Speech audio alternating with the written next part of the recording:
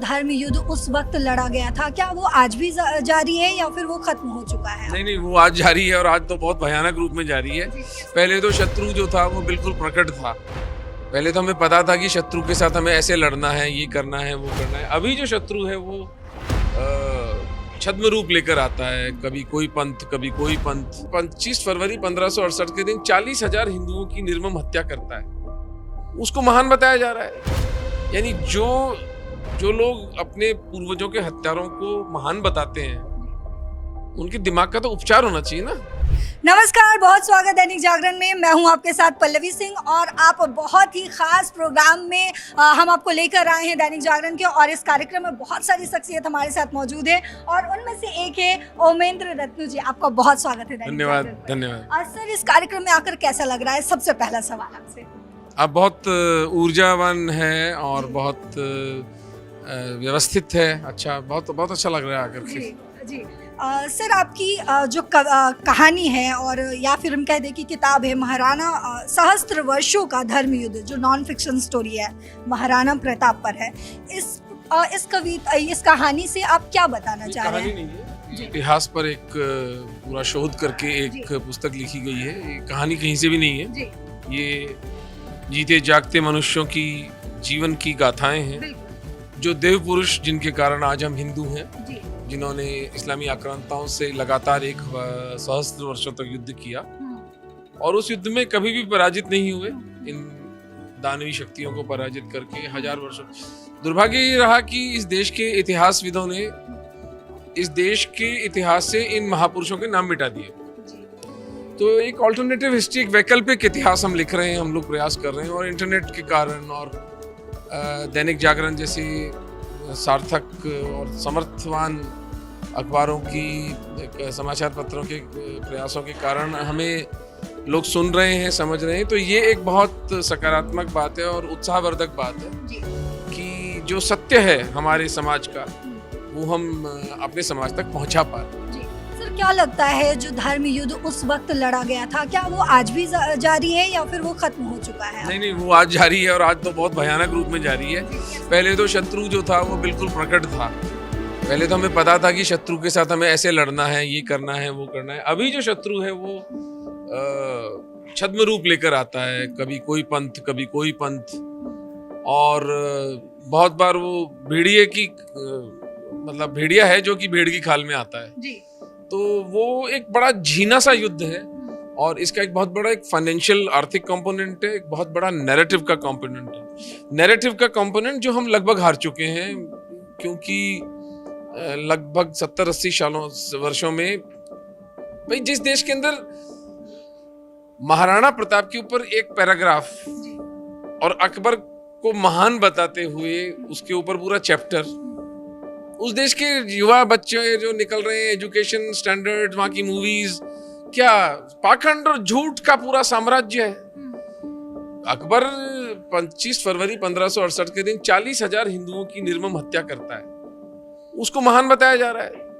यानी जो लोग अपने पूर्वजों के हत्यारों को महान बताते हैं, उनके दिमाग का तो उपचार होना चाहिए ना।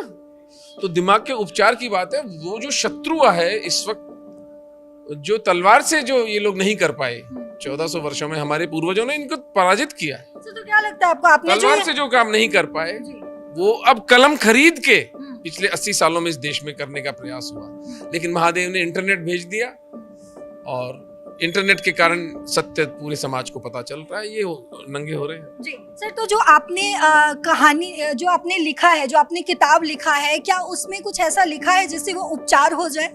हाँ, मैंने कहा ना कि मैं तो अंग्रेजी में कहते हैं catching the bull by the horns. मैं तो बैलों को सींगों से पकड़ा है ना, कि 1000 वर्षों तक हिंदुओं की दास्ता का झूठ, ये एक चैप्टर है पूरा एक, और उसको पॉइंट बाय पॉइंट में नेगेट करता हूँ कि हिंदू आपस में लड़ते थे, हिंदू गुलाम रहे, हिंदुओं ने कोई युद्ध नहीं जीता, हिंदू नशा करते थे। वो सबको पॉइंट बाय पॉइंट, मैंने वो पुस्तक पढ़नी पड़ेगी आपको उसके लिए। पॉइंट हेड ऑन कन्फ्रंटेशन है। महाराणा प्रताप और अकबर पर पूरा एक चैप्टर लिखा है मैंने कि जीवन मूल्यों में क्या अंतर था दोनों के। आप कैसे तुलना कर सकते हैं एक देव पुरुष की और एक व्यभिचारी मनुष्य की? वो सब मैंने स्पष्टता से लिखा है, तभी तो बेस्ट सेलर रही ना 4 साल तक, 3 साल तक। तो सर आज के धर्म युद्ध में आपको क्या लगता है कि आज का हीरो कौन है इस आज के धर्म युद्ध में? आज कोई एक हीरो नहीं होने वाला है। आज का हीरो चेतना, सामूहिक चेतना, हिंदू चेतना जिस दिन जागृत हो गई, धीरे धीरे जो अब जाग रही है, हीरो तो कृष्ण और राम ही रहेंगे हमारे, क्योंकि ये इनके जो संदेश है वो अमर संदेश है। एक हीरो कोई निकल के आएगा, लेकिन मैं इतना जरूर कह सकता हूँ कि मैं नहीं मानता कि 1947 में देश स्वतंत्र हुआ था। स्वतंत्रता आई 26 मई 2014 को, जिस दिन नरेंद्र दामोदर दास मोदी इस देश के प्राइम मिनिस्टर बने। और मैं पाकिस्तान से विस्थापित हिंदुओं के साथ काम करता हूँ, उनके साथ रहता हूँ, एक संस्था चलाता हूँ। मुझे पता है धरती पर मोदी जी के प्राइम मिनिस्टर आने के बाद इन बेचारे निरीह पाकिस्तानी हिंदुओं के लिए कितना काम हुआ है। तो अगर किसी को मैं हीरो की श्रेणी में रखना चाहूंगा तो वो हमारे देश के प्रधानमंत्री नरेंद्र मोदी। तो आप देश के प्रधानमंत्री नरेंद्र मोदी को हीरो मानते हैं। सर एक आखिरी सवाल और आपसे लूंगी कि उस वक्त के धर्म युद्ध में, जब महाराणा प्रताप ने धर्म युद्ध लड़ा, और आज के धर्म युद्ध में आपको क्या फर्क नजर आता है? एक तो उस वक्त साधन बहुत सीमित थे। एक चिट्ठी भी एक राजा को दूसरे राजा को सहायता के लिए भेजनी, तो भेजने में 10 दिन लग जाते थे। आज इंफॉर्मेशन की जो रेवोल्यूशन है, उससे सूचना का आदान प्रदान बहुत हो गया है। लेकिन उस वक्त एक स्पष्टता थी, धर्म के प्रति निष्ठा थी, पता था कि किसके लिए लड़ना है, किसके लिए नहीं लड़ना है। आज तो समाज पूरा दिग्भ्रमित है और शत्रु की परिभाषा ही नहीं है। शत्रु बोध नाम की कोई चीज ही नहीं बची हिंदुओं में। तो हिंदुओं को तो ये बताया गया है कि साहब सब ऑलवेज हंकी डोरी, सब बढ़िया चल रहा है, क्या प्रॉब्लम है, आराम से खाना खाओ, दारूएं पियो, थीम पार्टियां करो, बॉलीवुड की पिक्चरें देखो, क्रिकेट के अंदर सट्टा लगाओ। जबकि जीवन में संघर्ष है, जीवन में युद्ध है, जीवन में शत्रु है चारों तरफ। तो शत्रु बोध के अभाव में ये समाज लगातार मर रहा है। लेकिन अब धीरे धीरे इंटरनेट के कारण जागृति आई है। भेद मैंने आपको बता दिया। टेक्नोलॉजी उस वक्त तो थी ही नहीं, आज टेक्नोलॉजी आपके साथ है। और उस वक्त शत्रु की स्पष्टता थी, आज शत्रु की स्पष्टता नहीं। बहुत शुक्रिया सर आपका हमारे साथ जुड़ने के लिए, दैनिक जागरण के साथ जुड़ने के लिए। तो आपने ओमेंद्र रत्नू जी से सुना और उनकी जो किताब है उनके बारे में आपने समझा। आप देख रहे थे दैनिक जागरण। इस खास कार्यक्रम में आप लोगों का, तमाम लोगों का बहुत बहुत शुक्रिया। आप जुड़े रहिए, बने रहिए दैनिक जागरण के साथ तमाम देश और दुनिया की खबरों के अपडेट के लिए। नमस्कार।